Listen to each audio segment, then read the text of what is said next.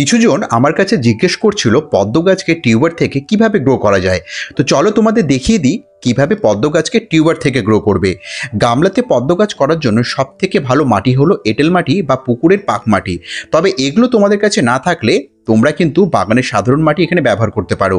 সর্বপ্রথমে গামলার নিচে 1 থেকে 2 ইঞ্চি গোবর সার অথবা কেঁচো সারের একটা লেয়ার তৈরি করে নেবে।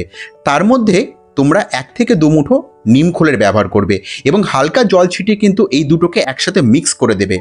এখন এই মিক্সচারের উপর আমরা আমাদের তৈরি করা মাটির কিন্তু একটা লেয়ার করে দেব। দেখলে বন্ধুরা কত সহজেই কিন্তু আমরা পদ্ম গাছের মিডিয়াকে তৈরি করে নিলাম।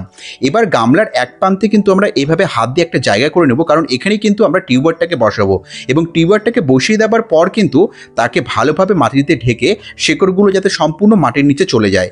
এবার গামলার মধ্যে পরিপূর্ণ জল ঢেলে গামলাটাকে এমন জায়গায় রাখবো যেখানে দিনের 4 থেকে 5 ঘন্টা সরাসরি যেন সূর্যের আলো এই গামলার উপরে পড়ে।